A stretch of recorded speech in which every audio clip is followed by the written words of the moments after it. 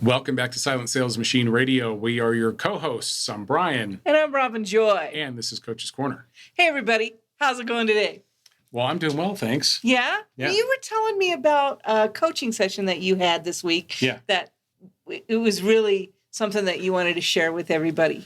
Tell us about that. So it's interesting when you're building your business and you sort of reach what you think is a milestone, like I would say maybe your first major milestone, like when you break into 5 figures of sales. Mm-hmm. And so I was having a coaching session with one of our coaching clients, and that's where this person was, right? Yeah. And this is, I don't like to say take your foot off the gas really ever until you have decided but it is nice to take a breath sometimes and take stock of what's going on. Right. I think that's part of the continual improvement that we talk about. And that's at the stage where this person was. And, to be honest, he was like, hey, the top line numbers look good. The bottom line numbers are not so good. Not where I would like them anyway. Mm-hmm. Things are kind of a mess right now. Mm-hmm. I think I've got a good handle on what I'm doing, but I would, like some reinforcement or, bounce that off, sanity check on those things. And great reason to have a one-on-one coach. Yeah. And then just like, what should my mindset be going forward? Because I am going to take this to the next level. And he said, I'm resolved for this. Right? Good. Which is awesome because when you start this, if you didn't start it with that level of commitment, with, failure's not an option, then you could let anything push you off the track.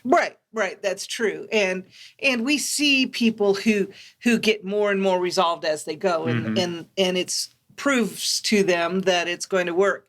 But they tend to get a little kind of maxed out at a certain point in their growth. Yeah. Right. Yeah.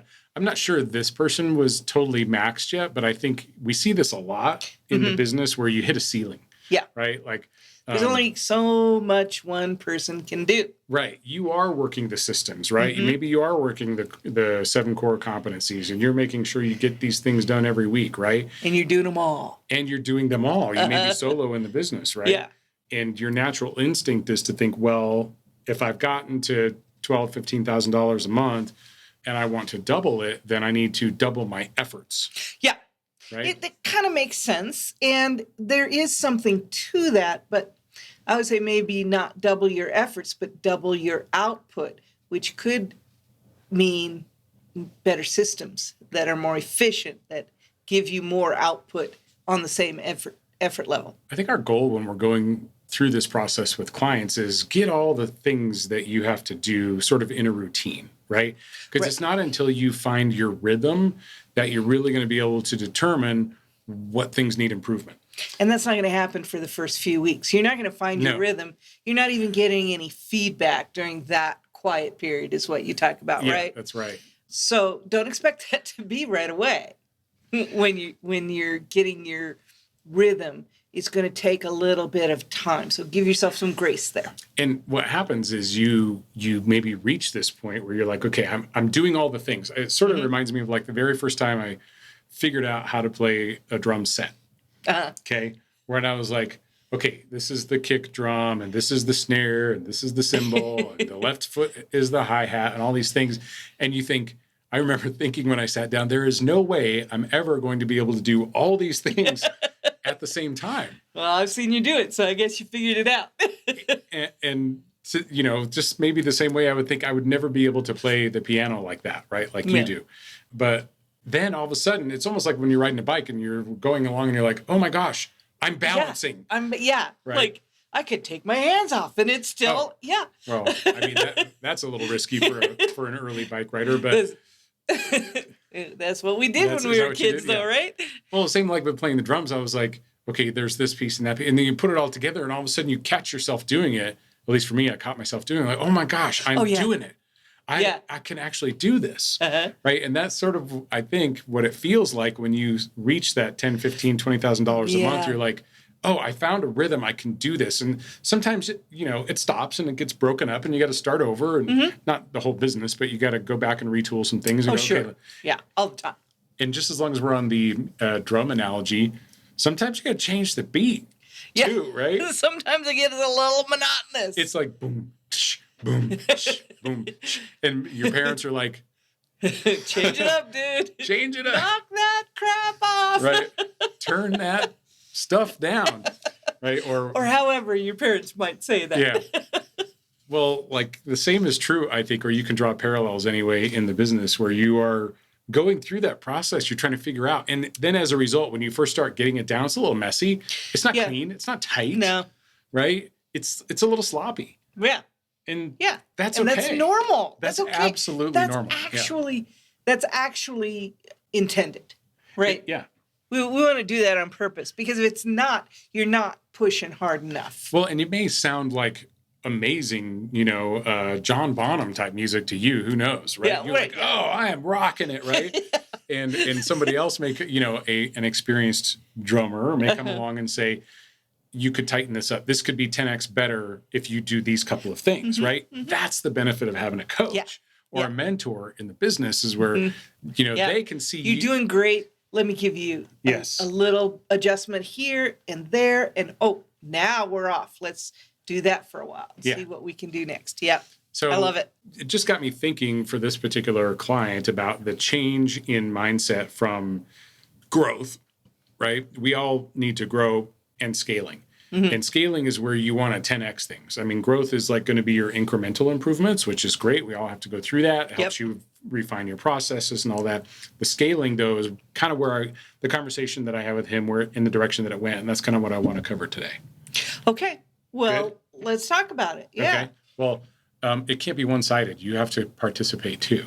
I'm listening. Usually I don't have to coax soaking in everything you're saying. It's good stuff. So scaling, I think, starts when you realize that you don't have the capacity to consistently double your efforts, right? The truth is, if you're doing 20 hours a week in the business, or 25 or 30 hours a week in the business, whatever it is, and you're doing $20,000 a month, if you want to get to 50, a lot of times you can double that up if you want, go 40, 45, 50 hours a week, but how long are you going to be able to sustain that? Right. It's not really sustainable. And this is, you ran into this before I joined the business, right? Mm-hmm. So you were kind of doing as much as you could do. And then together we did as much as we could possibly do. We were doing more than I would think we could do today. Yeah. But we were determined, right? Yeah. But boy, we did make a mess. And, we tell people, the mess is not the problem. We can clean up a mess. Just the action. The thing you said at one point early on, I think in this recording, was that we really are looking to double the output, not necessarily double the input, right? Like there's the vanity metrics. Vanity metrics to me are the gold bars, which is your top line revenue. Sure. But we all know the top line doesn't mean anything if you don't have bottom line. Right. On the other hand, the top line is what you have to shoot for in order to build the bottom line. Well, because this client you were talking about, he was working on his top line. His top line looked good. Mm-hmm. Now he's got something to work with. Right. Now we can work on that bottom line, figure out what it took to get there, and how can we make it better next time you go through the cycle. Right. And we actually went through that session as well. Okay. So we did that, what I call a profit profile. So we break down all of the revenue and the fees and people love this session. All of the Amazon fees, of which, the list is long, all of the revenue, and you can then get in there and start doing some analysis around, for instance, I have one client. Did you know that every time you sell an item, you are covering $2.41 of refund costs? Why are your refund costs so high? Yeah. Right? That's a lot. $2.41 out of every sale. This happened on one client. This doesn't happen for every. No. It was just one client. This happened on one client. At first, it sounded like, this happens every time. No. Build that in. No. No, it doesn't. But and they're, to be fair, their average sales price is around $50. So that's pretty good. We expect that you're going to have some of that. You can't avoid it, right? Right. Returns and refunds are part of the business. Yeah. Part of the opportunity. So the initial mindset shift, I think, is the shift from growth to scaling, where we're actually going to maybe change the way that we work instead of just focusing on how many hours, right? Yes. And so this is why I wanted to get back to that. The output is we're looking to double, not necessarily the input, although sometimes it takes double the input to create double the output, right? But you're going to have to decide what the important things are in your business so that you don't get derailed right when you get a brand gating, or when you get an ASIN that gets taken down, or when you get an IP complaint, or when we see a return. We see it so often that when one of those things happens and you're in the early stages of your business, the whole world stops. Yeah. Right. And that's natural. That's normal. We expect that because that's your whole, that's a large percentage of your whole business. So you want to get that built to where it's not so painful. Where one thing is not impacting your business. As quickly as you can. Right. And one of those things can be an ASIN. Right? When one ASIN is impacting your entire business, this is usually, unless you're doing private label, the indicator that you haven't gone wide enough yet, right? Your foundation's not big enough. I've had so many people tell me, and I get it. I think I probably thought the same way early on. Oh, I had this one. It was working so well. I couldn't get enough in there. And all of a sudden, Amazon took it down.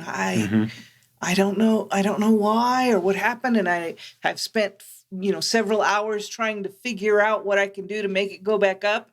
And this tells me you have not gone wide enough, just like you said. You haven't gone wide enough yet because that's too much time to spend on one ASIN. I don't care how much it was giving you. And just to be clear, 99% of the time when we're on here talking about this and saying you're not, your foundation's not big enough and whatnot, we're talking about a replens business. Well, right? Yes, absolutely. Just to be clear, it's different if you're doing wholesale. It's different if you're doing private label. It's different if you're doing brand management. I get it, right? Right. But if you're trying to build a book of business, then you are looking to go wider, not deeper, right? The more brands, the more categories, the more ASINs is going to be better for you. I would venture to say the principle in itself works on pretty much any business. Oh, I think it does, yeah. Yeah, but just if you're a brand manager, you just have to adjust where it is. Yeah. If you're in brand management, you don't want just one client. Right, because what happens when that one client goes out of business? Well, we talked about the anchor account trap before, right? Yes. And the anchor ASIN trap too, right? It exists there. Yep. So anyway, if you start to shift from one of those things isn't really going to matter to what is really going to drive your business forward, there's a lot of noise. There is a lot of noise. I mean, King said it, I think, so eloquently when he said the replens business is messy. It kind of is, right? Especially when you're starting to build it. Yeah. King Dang, by the way. It's not pretty. Yeah, it's messy. There's a lot. You got a lot of ASINs. You got a lot of receipts. You got a lot of shipments. You got a lot. If you're going to build a business that is something that is going to generate a real stream of income for you, in the beginning, it is messy. Thankfully, we've got tools like 3P Mercury who are helping to make it much less messier today. This is true. Right? This is true. I would venture to say, I'm trying to think of a business that's not messy. That's not messy. We expect this perfection because, we saw somebody that we think their business is perfect. And we don't know how messy it got before they got there. We don't know if it's not still messy. I mean, our business still has its messy parts. It does. There's just no getting around it. But if you're zeroing in on the things that really do matter, as opposed to I got an ASIN got shut down, or I got an angry email from a client or a customer or whatever, really what happens is the rest of the things that do matter get done faster with less emotional energy. Yeah, and the emotional energy is what really, really drains you, I think. Yeah, you end up getting yourself wrapped around the axle about, this person wanted a refund and it's not fair. Yeah. Right? Or they're just taking advantage. Amazon took down my favorite listing and it's not fair. And you're not wrong, probably. No. But the fact is you're not going to be able to change it most of the time. So don't expend a whole lot of energy there, right? Yeah, agreed.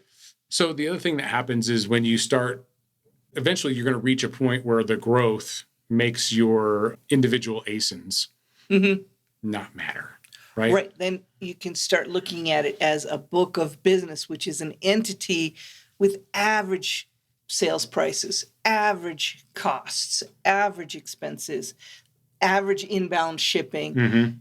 Then the volume smooths the edges. So that early stress goes away a lot with volume. Right. Yes. So if you've got enough ASINs in play, one bad listing or one hijack listing or even one brand getting gated for you not only does it not sink you, you're like, dusting it off your shoulder, okay, right? Moving okay, on. Moving on. I've built that in. I know these are going to happen, and I've built that in, right? Usually when we are getting the panicked emails or messages or calls, even a Zoom call, we're like, oh, I lost this brand. I lost this ASIN. I got a customer complaint.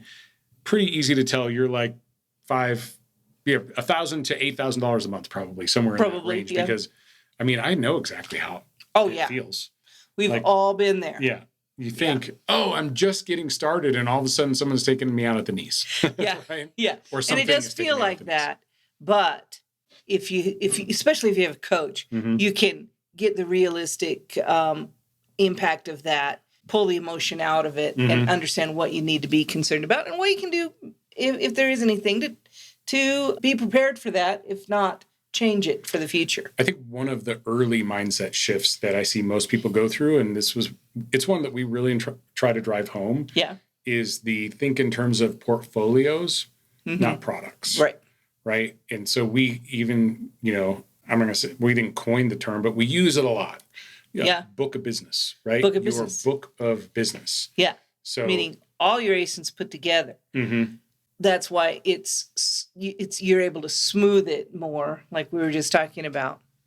And just real quick, take us back to you injected this term into our business because of your experience in the insurance industry. The book of business. Yeah. We used that. I was a data analyst, and our book of business is what we had to move the needle on. Yes.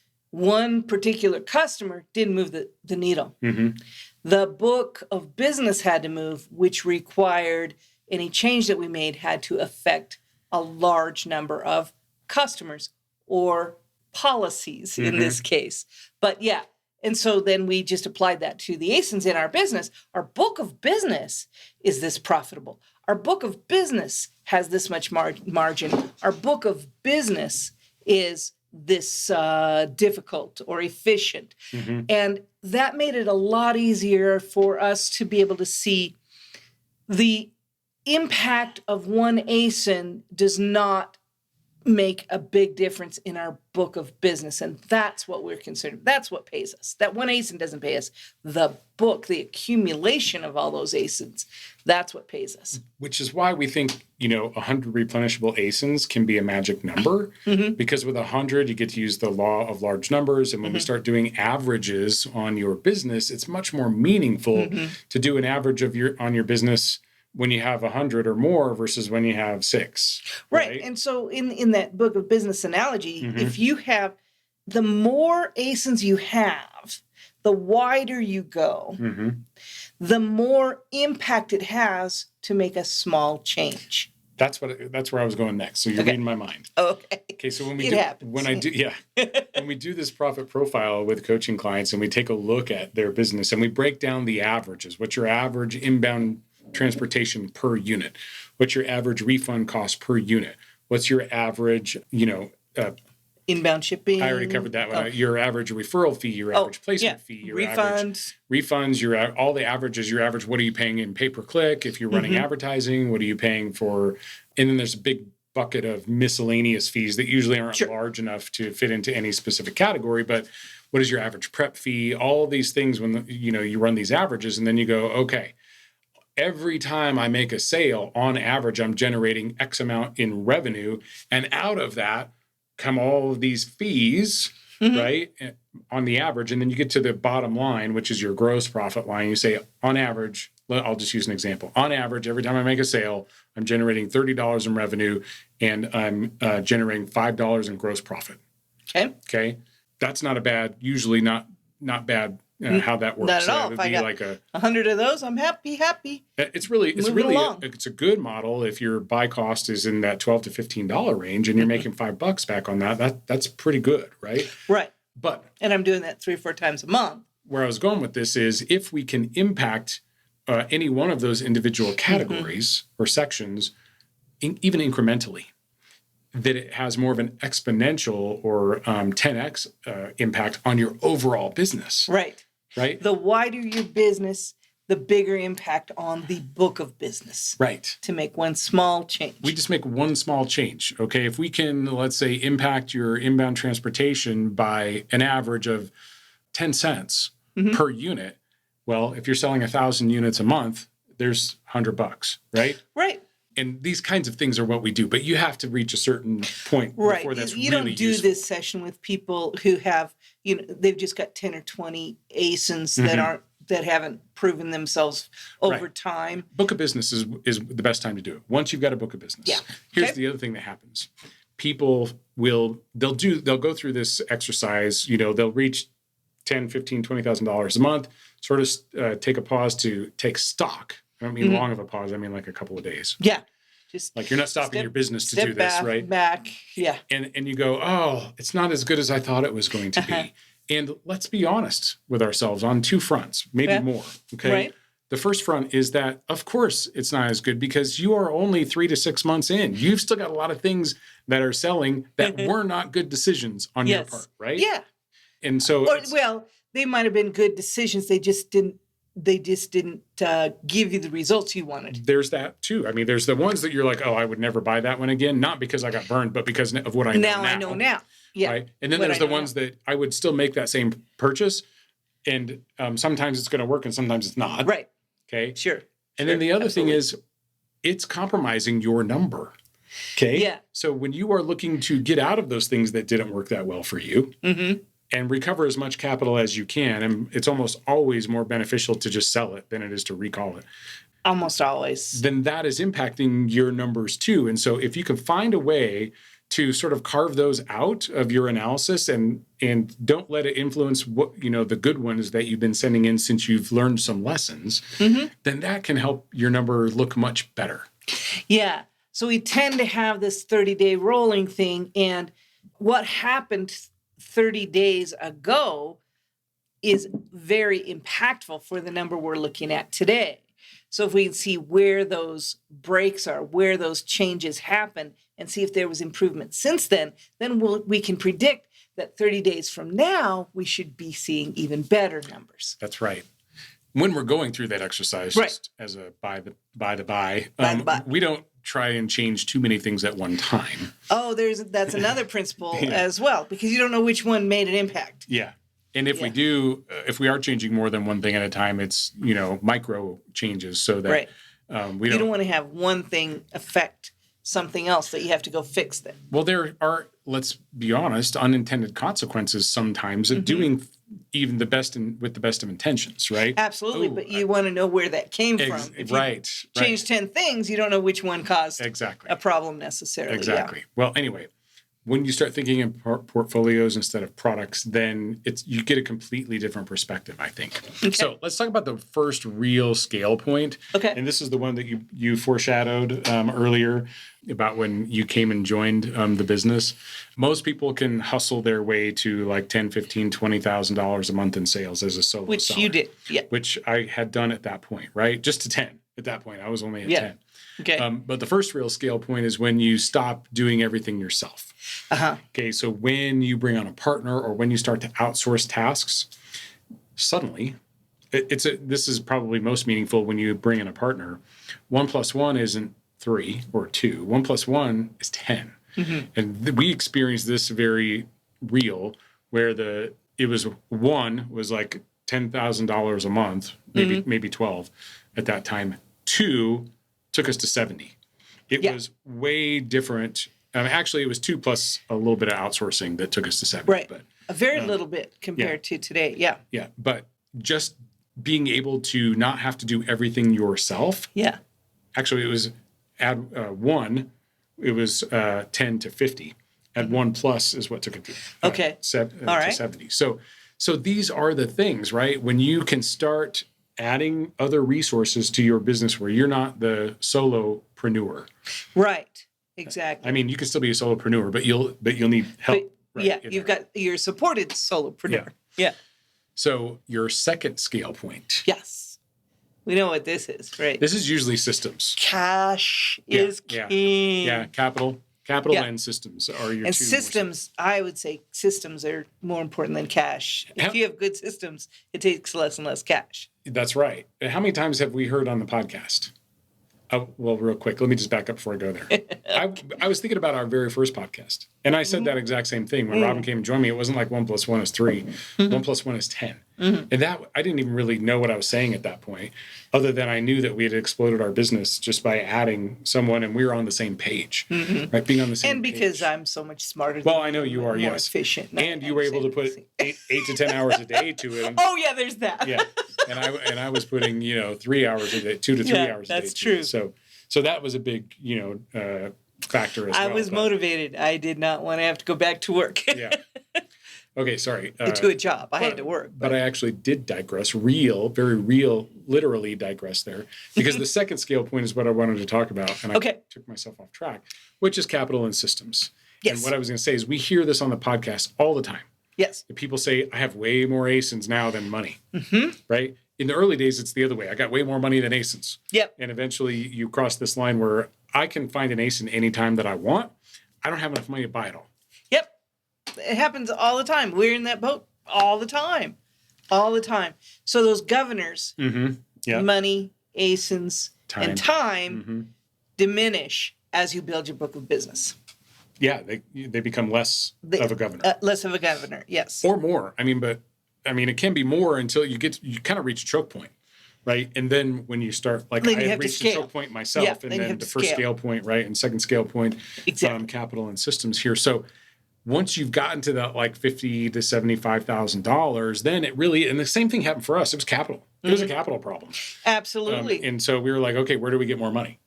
And we explored all kinds of options, some of which I wish we hadn't, but Yeah, well, try something, see if it works. If it doesn't, try something else. Right? How many Amazon loans did we do? Not that. I think we did 3. Did we do 3? Yeah. Yeah. And it was probably back in the day when Amazon loans were a lot more prevalent, but it got it. We learned so much by going through that anyway. We did. Right. But eventually it got us to the point where we didn't need that. Yeah. So we had the capital that we needed to sort of maintain the business that we were most interested in maintaining anyway, right? That was the thing. It is difficult when you're scaling, though, because it does, you think, I'm making this progress and I've got everything dialed in, and now I'm to a profit place that I like. And then now I have to, in order to grow that, I have to add more resources, which is going to cost me part of that margin. So I go forward and then I step back a couple of steps and then I launch off and go forward further. And you have to be willing to make that, to pull back a little bit on your margins for the future growth. Otherwise, you're just where you are, and that's where you're going to be, and that's okay too. That's a great conversation, which was not on the list of things to talk about, but I don't mind taking a little... I went off script. Yeah, I don't mind going off script about this because I mentioned the vanity metrics earlier around the gold bars, right? Your top line is vanity metric. What really matters is your margin. And there's 2 ways to look at margin, in my opinion. One of them is your margin percentage, and the other is your margin dollars. And if we look at 2 different business types, I'll say. Okay. I'm going to give you an example of both, okay? Or one of each, I should say. There's the Whole Foods model, okay, which is a margin percentage. Okay. If you go in there and compare what you pay for products in there versus any other store, you will find that any of the groceries, yeah, most of compared the grocery to Walmart, stores, for instance, yeah, because that's the other. That's the other model. That's the discount store. Yeah, is you pay a lot more for things there. There's a reason it has the affectionate name of whole paycheck, right? Because you can go in there and get your stage 4 meat, and all of a sudden you're like, wow. And it's okay. I still like Whole Foods, so. Yeah, no, I do too. I mean, I like going there. It makes me feel good to go there. Yeah. And I got to say, the meat section is really good. I like getting the meat there, right? And produce there. Yeah. Yeah, and produce. And I won't buy produce from Walmart. Yeah. And then you have a great margin percentage. The other model is Walmart, and their margin percentage is way smaller. Right. Way smaller, right? But their margin dollars are way bigger. Because they have so many items. Scale. They have scale that Whole Foods is not going after, right? And I like to think that I prefer to run a business more like Whole Foods for us. Let's adjust that. Okay. it's not just that they have many items, it's that they have many sales, many transactions. Yes. That create this margin. Right. So some of their items, they just sell more of them than Whole Foods does. Mm-hmm. Gallon of milk, they sell more of it than Whole Foods does. 100%. It's the volume model versus the boutique model. Right. Right. So, if you want your margin percentage to be a vanity metric, then I would say focus on a more boutique approach. If you want your margin dollars to be your vanity metric or your preferred metric, then focus on volume. Yeah. Yeah. Yeah, that's when we get more into wholesale models, even private label models that are, you have to focus on volume, as opposed to the boutique, like we are in Read Plans, is usually more of a boutique situation where we can scale, but there's always going to be that special touch that's needed to keep that going. Oh, I had a great thought and it just escaped me. Oh no. Yeah. Okay. Well, darn it. It was the boutique. Yeah, I was going to make a great point. But anyway, you know what happens when you reach a certain age. Anyway, yeah, I prefer you take your business choice, it's your business. Oh, I know what I was going to say now. Yeah. This is why when we talk about the difference between the boutique and the volume, that private label is so appealing, because I got to be honest with you. On our private label stuff, I'm getting boutique prices at scale. Yes. At volume. Yes. Okay, now, not volume. Not compared to Walmart. Not like 10 or 20,000 units a month. Not like that. But volume compared to my replens business on private label is awesome.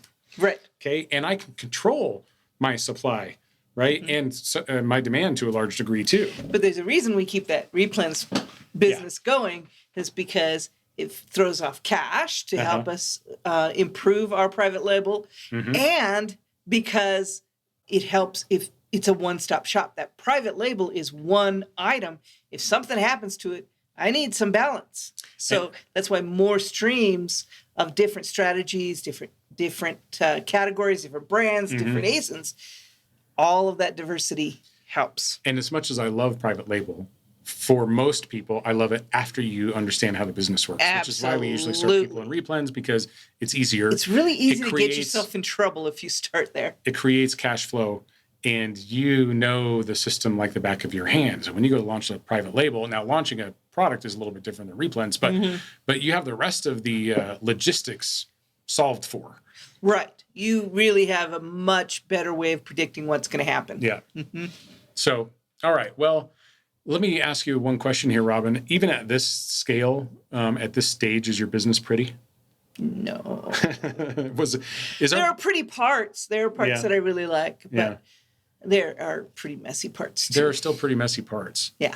I think it's really pretty where I don't have to touch it and somebody else does. Yeah. That's pretty, that's a pretty to part. me. Yeah. One of the messy parts, but it's an enjoyable messy for me, is the sourcing. Sourcing, there's 1,000 ways to do it. There's not a straight line to sourcing. No, it just is not. And so, it looks a little different every time, every session. And you get a little more experienced every session. Yeah. And you're able to get results out of more and more every session. Yeah. Because you've done it all these years. Right. And you know what yields the best results. Or you learn what yields the best results. Right. Yeah. Right. Well, okay, so at the heart of scaling, it really usually isn't pretty, if we go back to kind of square one here. But you're trying to build enough momentum and resilience that the business keeps moving, even if an individual piece fails, right? Right. And gives you time to go and focus on that piece. Usually when I'm working with someone who's trying to go to the next level and scaling, going from growth to scale, is I like to say this. This is, I think what we did was focus on one or two things. One or two things that are really going to move the needle, and be relentless about it. Sometimes at the expense of some other things in your business, right? Maybe. And yeah, not the seven core we don't want to let the balls, the important balls drop, but there's noise, and you're going to find out what's noise and what's value when you focus on these things. And if you are relentlessly pushing that forward, like set some unrealistic goal, set some big, audacious, hairy, or whatever that thing is, the BHAG, big, hairy, audacious goal that seems totally unachievable unless unless these things happened, like that's a whole other podcast, right? Unless these things happened, that would never come to fruition. But go for it anyway. Yeah, go make those unlesses happen. I know we're totally misquoting it right now, but the whole better to aim for the moon and hit the side of the barn than to aim for the barn and hit the mud puddle. Yeah. That was Jack. It's one of our mentors early on. Yeah. I'd rather shoot for the moon and hit the side of the barn than shoot for the side of the barn and hit the mud puddle. Yeah. I think the more culturally accepted quote is shoot for the moon. You'll land among the stars. You'll land among the stars, right? Yeah. So anyway, pick those one or two things. Something a little different to me, but yeah. Pick one or two things in your business that are really going to make the difference. Whether this is increasing your spend, whether this is increasing your prep efficiency, making whatever it is your business capable of handling the sort of BHAG that you've put out there, and be relentless about pursuing those. The noise will fall away. Right. There's I have a hard time remembering the exact story, but when I was reading Elon Musk's, one of his books, like autobiography or something, he was talking about the costs to go to do a lunar lander or to land on Mars. I can't even fathom. Yeah, I think it was a Mars lander. And so it was just a given that things were, this was the baseline cost to make this happen. Billions of dollars. Yeah, and he's like, that's just way too much money. We've got to be able to find a way to do it for less than that. Yeah. And he actually did find a way to do it for I don't know if it was a tenth of the cost, but it was fraction of the cost that the old assumed model took. Well, that's what happens. He had to put together what it would take. He had to put together something to work with. And this is how we can't just figure it out before we start. We've got to put some things together to figure out where we can shave some off of that, right? Yes, which I have a big reveal, but I'm going to wait till we do the quote to bring it up. Okay, do you have a quote for us? I do have a quote for us. Today's quote comes to us from Dan Sullivan. Quote, the easiest way to get 2x growth is by going for 10x. Because 10x forces you to stop almost everything that you're doing, which is ultimately a waste of time anyway, which is kind of what I said a minute ago, but he said it way better. The noise will fall away. Yeah. Yeah, we're actually reading his book right now, so. Yeah, inspiration for a lot of things, a lot of great stuff in there. Absolutely, yeah. So just brief recap here. Growth tends to mean doing more of the same, including the things that are inefficient. Why would you want to double the inefficient things, right? Right. 10x growth, or setting that BHAG, on the other hand, really demands radical thinking, which is what I was talking about what Elon did, and eliminating everything else that doesn't really add value to your business. Well, and that's what Dan Sullivan says, right? If you focus on that, the larger and larger goal you have, the fewer and fewer things will work. Yeah. So automatically things fall away because those are not going to work. Yeah. So the big reveal. Yeah.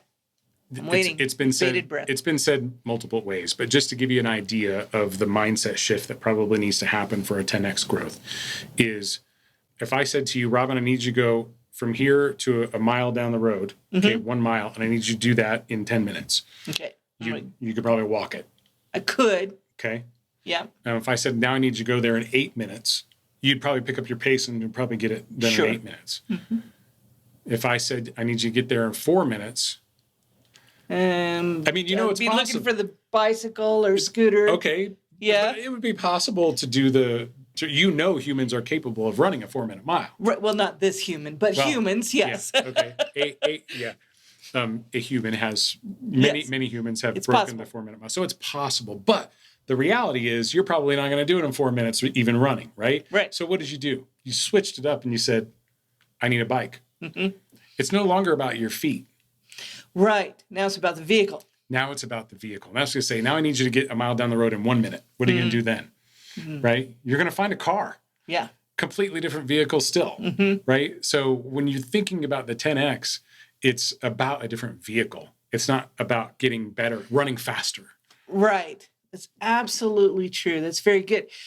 But the counter to that is if you're only going a mile, if you're going farther than a mile and you want to get there in 10 minutes, then you might want to get a bike. If you're going 30 miles and you want to get there in 10 minutes, then you want to get in a car. But if you're only going a mile, it might not be efficient to go ahead and get in the whole car, start it up, and get it out of the parking space. And it might take you longer to do that than it would take you to walk to the corner. Ask me how I know. So I'm just saying that for the benefit of the people who are starting out, don't feel like you have to have all these systems in place. Yeah, that's true. You don't have to buy all these tools and everything, which you will in the future buy more things to help you out and outsource. But to do that in the beginning, that's going to take all the capital that you need to grow. So there's a balance and there's a plan that you have to make. Make the plan, work the plan, and you'll know when it's time to get in the car. Yeah. So yeah, especially when we're building that initial book of business, we don't need a rocket ship for that. No, that's going to be overkill, and it's going to take all of our resources. We don't need a rocket ship, but what do we need to do, Robin? Test more ASINs. We need to go test some more ASINs. That's what we need to do. Great to see everyone. We'll catch up soon. Hey, thanks for joining us on today's episode. But we've got a little treat for you before I let you go. So hang around for a couple more minutes. We're going to spend some time with my good friend, Jeff Schick of jeffschick.com. If you've never heard our show before, you may not realize he is our resident expert for all things policy and legal. And once a week or so, we bring him on the show to share some tips and insights about what it's like to have Jeff and his team in your corner as an advocate, helping you for just a few dollars per month on retainer in anything Amazon, eBay, Walmart, e-commerce policy and legal. So what are you seeing lately, Jeff? What do you got for us today? So what I wanted to talk about today was kind of dissecting, what a suspension is. How does it happen? What's the process look like? What are, typical timelines and things like that?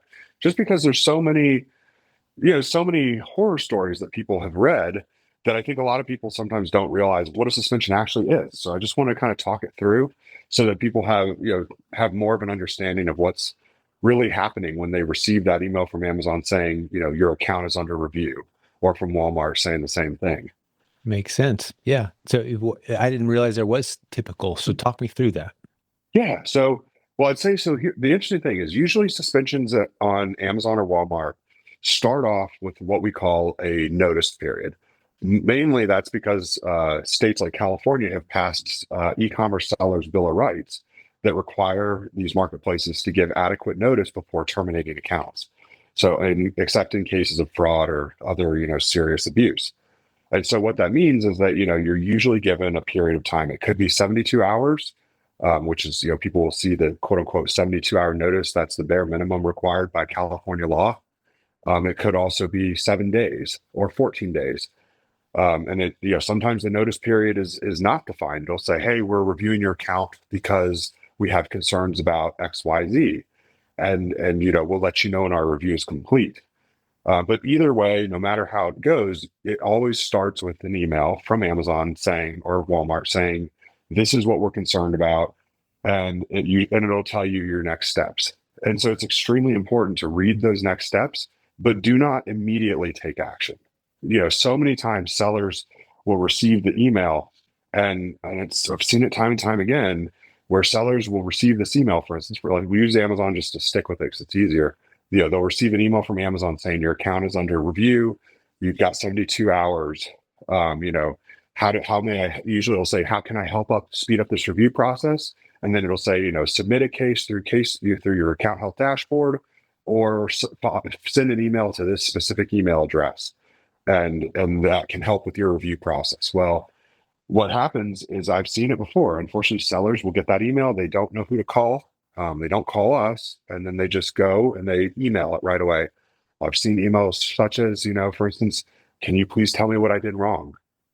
Unfortunately, when you email Amazon or you open those cases, even if it's something just as simple as telling them, I don't understand this, that's considered an appeal to Amazon. And you've now used your first appeal slot for a failed appeal, because they're going to write back and say, we received your submission, but don't have enough information to resolve your concern at this time. Please review our initial email and submit a new appeal. Wow. So, okay, I didn't realize that. That's new information for me. That counts as your first appeal. It's almost like the genie coming out of the lamp. It's like, I'll give you 3 wishes. It's like, huh? I said 3 wishes, but now you have 2 because that was your first one. I'm asking me to clarify. It's like, wait, Yeah. what'd I No, do? exactly. Yeah. No, So yeah, I've don't had sellers. respond Yeah. until you've got your attorney present.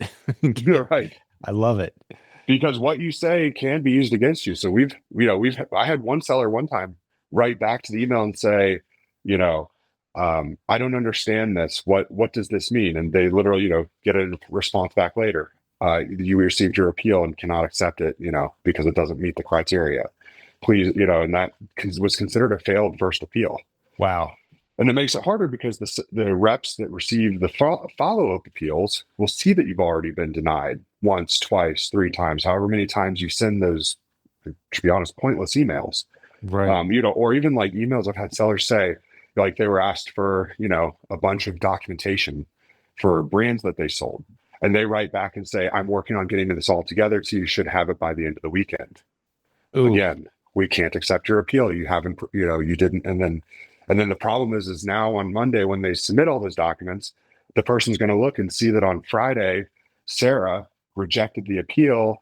And unless they go in and read the notes and see what that actual appeal was, they're just going to see that this is now appeal attempt number 2 and that the first one was a failure. And so they're going to look at it more harshly. Understood. So don't do it yourself is what I'm hearing. That's kind of the summary here. Don't try to do these things yourself, even if you think you know exactly what you're doing. Run it past a pro. Exactly. Yeah. I mean, especially because for our retainer clients, for instance, it covers the marketplace suspensions. So if you're on our $99 plan, it covers the marketplace you designate. If you're on any of our $150 or higher plans, it covers all marketplaces. So that way, you get the email from Walmart, you're not there, doing it alone, for instance, because Walmarts are a little bit more structured. They at least usually will have like a 25 to 30 question form to fill out that explains where things went wrong and how you're fixing it. But again, if you don't understand the questions and you kind of just, some of them can be quite technical. Like for instance, one of the questions in the form, in one of the forms they send out sometimes has to do with, what API software are you using? Well, if you don't know what an API is, writing in there that I don't know what this is not the right answer, because you actually might be using API software and you don't actually know it. You just don't know what it means, and so that, and then it holds that against you. Right. Well, let's talk about Walmart next time. I'd love to dive in a little deeper. We haven't talked about them a whole lot yet. But absolutely. What's your success rate, if you had to say, just kind of holding your feet to the fire a little bit? You deal with a lot of suspensions and for different reasons. And I know some of them, it's like, okay, we're dealing with a clown who was just being foolish. If we kind of eliminate those guys who tried to sell counterfeit Nikes, right? And they knew they were doing it. Bought them on Temu or whatever, like those guys don't deserve to be on any platform. But like the good guys that just make a mistake, right? And a forgivable error kind of thing. What is the reinstatement rate that you guys are seeing? It's pretty variable, so certain offenses on Amazon are still considered extremely serious. And so, for instance, like counterfeit products, if they're concerned about the supply chain, especially if you're buying from these, buying from other sellers that are pretending to be wholesalers, it's going to make things really challenging. Unauthorized sources. Yeah, which we drive that home. There's no excuse for that anymore. So like if you're buying from unauthorized sources, it's going to be a challenge. Or if you provide, materially misleading information to the marketplace, they ask you a simple yes or no question and you put a qualified yes when you should have said no. That's, again, not something that they're willing to overlook in most cases now. But besides, taking out for those cases, for the other types of cases we have, like order defect rates and late shipments, I mean, those ones are still batting about 100%. It's just, the cases I would say on Amazon have definitely gotten more complex. So a lot of stuff we work on now is just a lot more challenging and it's more time consuming through the process, but it's not impossible. It just, in order to get to the finish line, it takes longer. And then for Walmart, they're still trying to figure things out. So we're seeing a lot of basic cases that we would have seen in Amazon in 2018 that we're now seeing on Walmart for the first time. But luckily, we've got our knowledge from how we used to handle it with Amazon, and it usually translates pretty well for Walmart. So outstanding. Well, let's talk about that next week if you're around. I'd love to dive into Walmart a little bit more and maybe dedicate one of our sessions just to Walmart. Absolutely. You got it. Sounds good.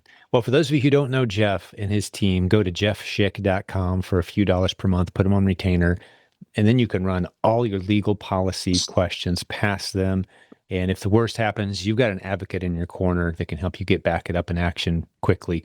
So appreciate you, Jeff, man. Let's hang out again next week if you're around. Sounds good. Thank you. Thanks, Appreciate buddy. it. Bye for now.